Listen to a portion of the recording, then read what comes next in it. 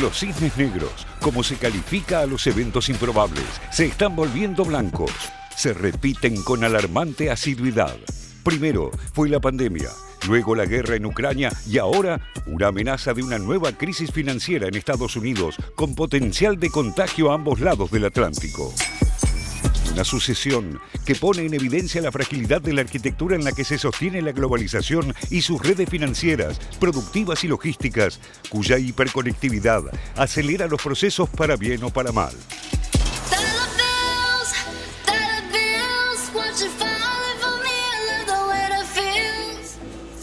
La actual crisis agita los fantasmas de lo ocurrido en 2007, cuando la crisis de las hipotecas subprime o hipotecas de alto riesgo en los Estados Unidos hizo estallar otras burbujas inmobiliarias similares, alimentadas por fondos especulativos como la de España, y desembocó en la gran crisis financiera de 2008, que causó la caída en cadena de gigantes como Lehman Brothers, de bancos y fondos de inversiones como Bernstein, y en Europa golpeó a los bancos más grandes como el BNP Paribas y el propio Deutsche Bank. This is a Lehman Brothers moment in the sense of the stock declines and the rapidity of it, certainly on Friday and today.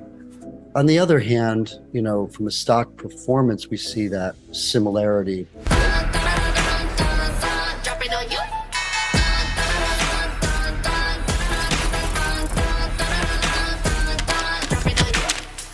La magnitud de aquella crisis obligó al gobierno de Estados Unidos y a los principales bancos centrales del mundo a salir al rescate del sistema financiero global como prestamistas de última instancia y a supervisar la compra de las entidades más comprometidas por otras con capacidad de crédito, potenciando así una concentración aún mayor del mercado financiero y una recesión cuyos efectos se prolongaron por más de una década.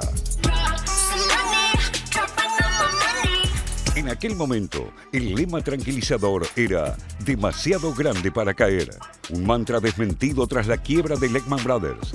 En la crisis actual, con epicentro en las startups tecnológicas de Silicon Valley, California, la frase es demasiado chico para caer, pero la dinámica de la crisis también lo está desmintiendo.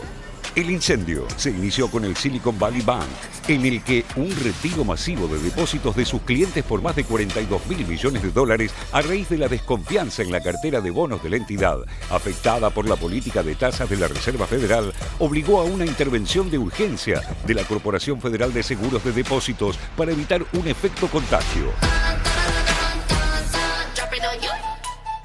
La gravedad de la amenaza se evidenció en el mensaje que dio el propio presidente Joe Biden para intentar tranquilizar a los ahorristas y evitar una corrida generalizada. Today, thanks to the quick action of my administration over the past few days, Americans can have confidence that the banking system is safe. Your deposits will be there when you need them. Small businesses across the country, the deposit accounts at these banks can breathe easier knowing they'll be able to pay their workers and pay their bills. Sin embargo, todas las medidas no pudieron evitar la caída de otra entidad, el Signature Bank de Nueva York, con activos por más de $110.000 millones. Check the money making bank account number. That's the shit that's never getting bounced on you. Ambos episodios provocaron que en un solo fin de semana se evaporaran más de $100.000 millones del mercado de valores norteamericano, debilitando también las acciones de los grandes bancos, el JP Morgan Chase, el Morgan Stanley y el Bank of America.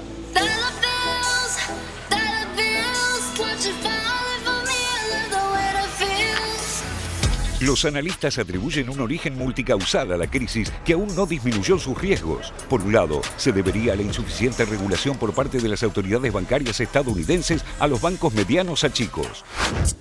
So regulators have a lot less discretion and fewer tools to come to smaller banks like that and really start kind of scrutinizing how safe they are, how resilient they are, and how much systemic risk they do or do not pose. Por otro, la causa estaría en la agresiva política de suba de tasas de la Reserva Federal para enfrentar un fenómeno inusual para Estados Unidos, una alta inflación derivada de la combinación de la recesión post-pandemia y a la guerra en Europa.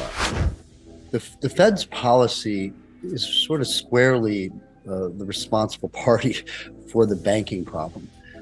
This aggressive, very aggressive hike in interest rates for the last 14 months has a tendency to cause the bond holdings of the banks to fall, particularly if they have longer duration, which was the case with SVB and Signature.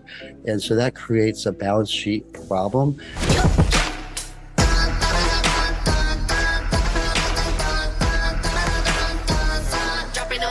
En el viejo continente, las alarmas se dispararon por la situación del banco Credit Suisse, cuyos problemas de liquidez provocaron una caída del 30% de su capital accionario.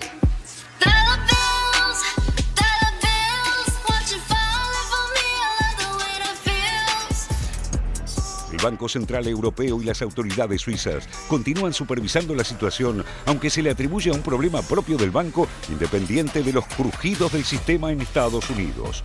Pero los temores a una nueva crisis a escala global no se disiparon y la tensión atraviesa los mercados que una vez más deben recurrir a los estados para evitar que el pánico se transforme en corrida y colapso.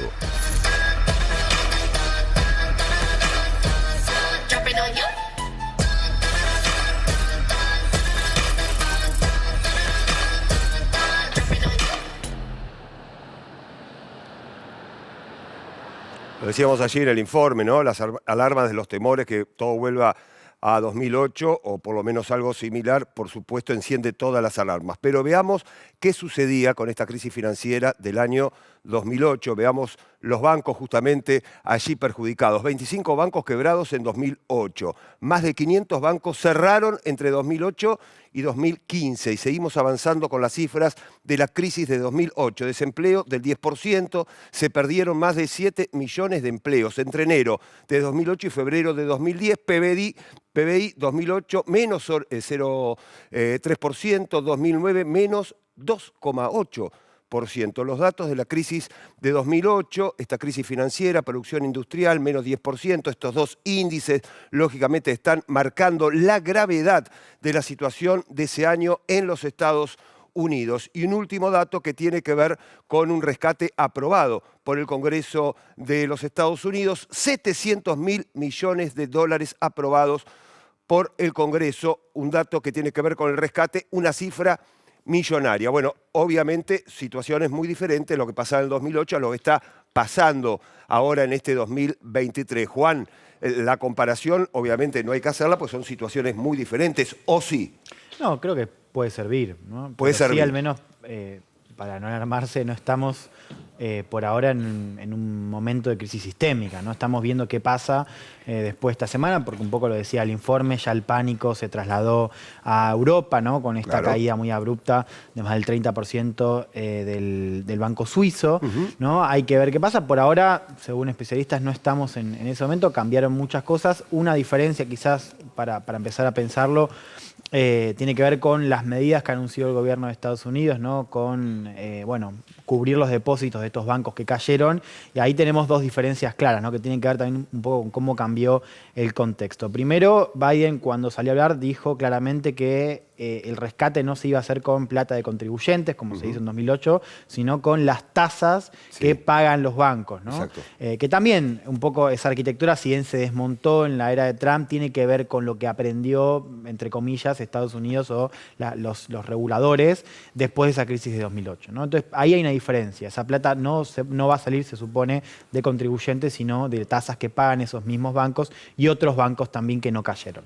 Y lo segundo tiene que ver con que por ahora ese salvataje o esa cobertura de depósitos no alcanza a inversores, digamos, algo que pasó en 2008, a lo que por ahora Biden descarta, y también tiene que ver, creo, con un efecto social que en este contexto de inflación y de una caída del poder adquisitivo, bueno, sería quizás más difícil de digerir. Ahí tenemos también otra diferencia con 2008 en torno a cómo actúa el gobierno, y un poco vos las cifras que recorrías dan cuenta de una situación mucho más trágica en 2008, ¿no? Con la cantidad de bancos que cayeron, ¿no? Acá estamos viendo una crisis que arranca con bancos más bien medianos o chicos, ¿no? Y ahí tenemos una particularidad, ¿no? Que es así como en el 2008 tuvimos a las hipotecas subprime en el centro, ahora estamos viendo cómo esta crisis está ligada a lo que vemos en la industria de las grandes tecnológicas o de las tecnológicas, ¿no?